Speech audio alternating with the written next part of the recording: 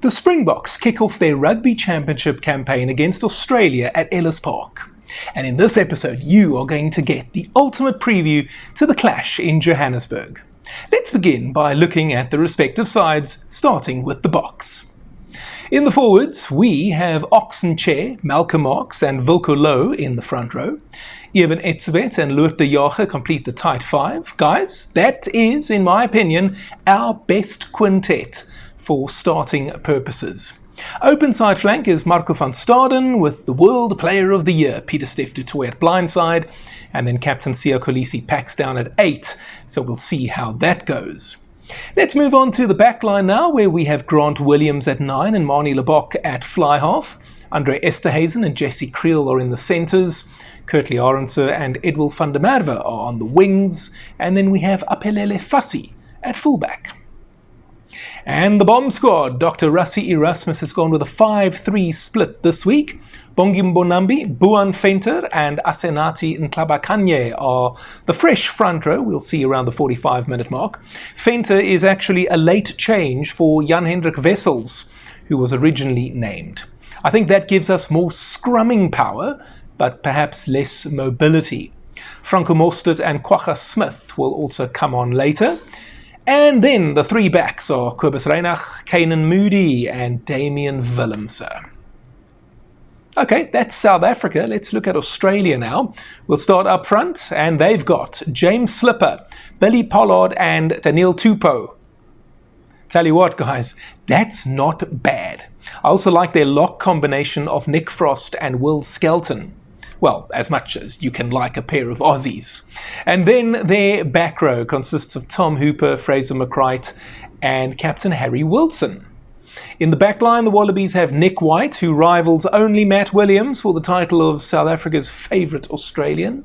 James O'Connor is at 10. This will be O'Connor's first test in nearly 3 years. Lene Kitau and Joseph Aukuso Suwali are in midfield, with Dylan Peach, Max Jorgensen and Tom Wright completing the back three. Brendan Paenga Amosa, Angus Bell and Zane Nongor are their replacement front row. Jeremy Williams and Langi Gleeson are the forwards. Now, Joe Schmidt originally went with a 6-2 split, but on Friday he changed it to a 5-3, and that means Nick Champion de Krippany drops out and in comes Tane Edmed.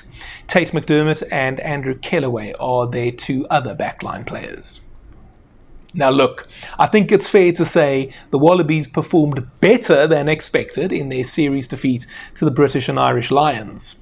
My original call was 3-0 to the Lions, and Australia's best chance was to win a dead rubber third test, which is exactly how it happened in the end.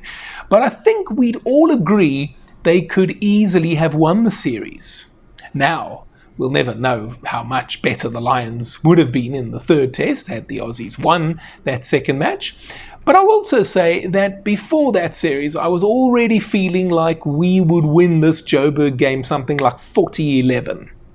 Don't forget, the Wallabies were dreadful at the 2023 Rugby World Cup, and we beat them easily last year down under. No doubt we are a better side than they are for me.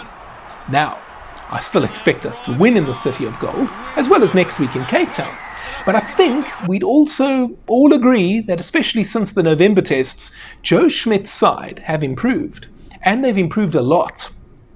There are even some saying they can cause an upset here. Now, I wouldn't go that far. The Wallabies have a terrible record in Johannesburg. They have only ever beaten us there once, and that was in 1963. And you know what happened that day as well? Well, the players lined up for the national anthems, and after the South African anthem, that was the end of it. They just didn't play Australia's anthem. I would love to know who came up with that and thought that that would be a good idea. Of course, it fired the Wallabies up, and they subsequently beat us. Just shows you guys there have always been incompetent people at SARU, or whatever it's been called over the years. Anyway, since then, we've won 6 in a row against them at Ellis Park. All of those since readmission, and all of those including the Australian national anthem. In 1998, we won 29-15 to wrap up the Tri-Nations. Van Greef's late try gave us a famous 33-31 win over them in 2002.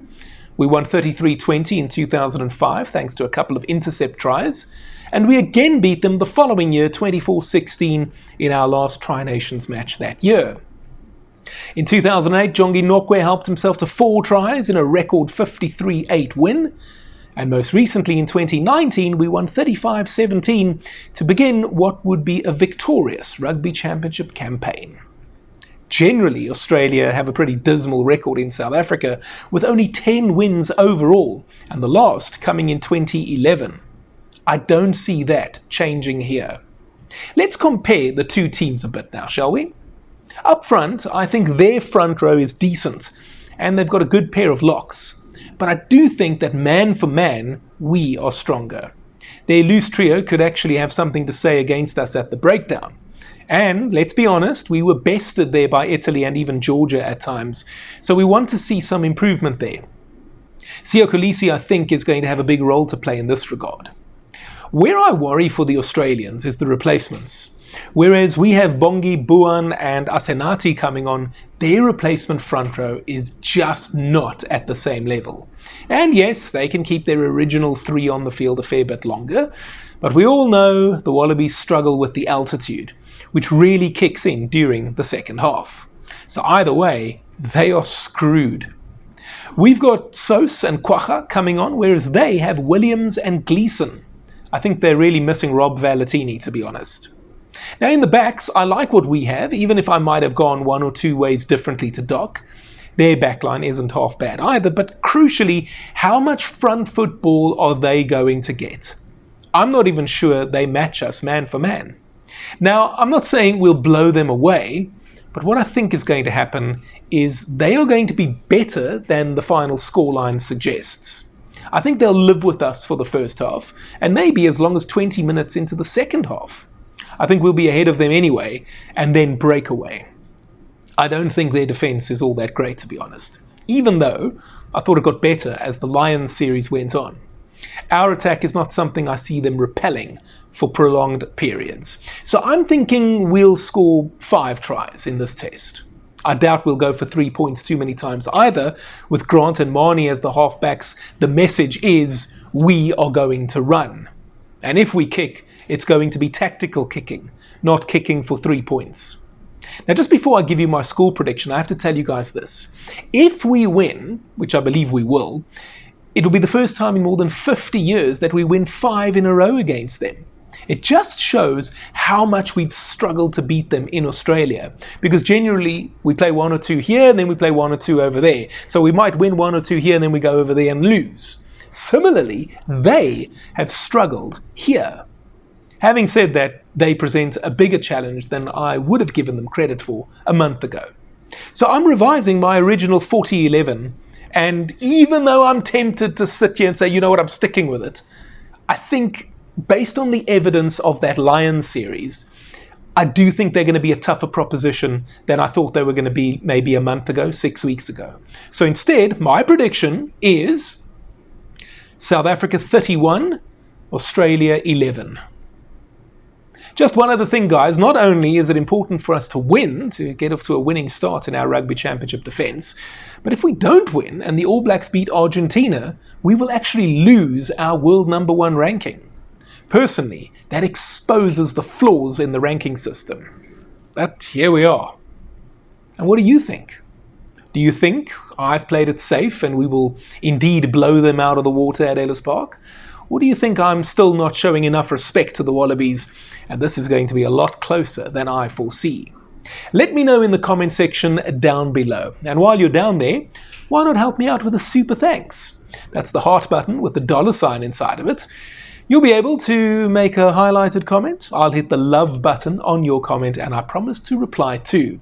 You'll also have the opportunity to make a small donation to my channel. It's whatever you want it to be. It can be 10 Rand or 10,000 Rand.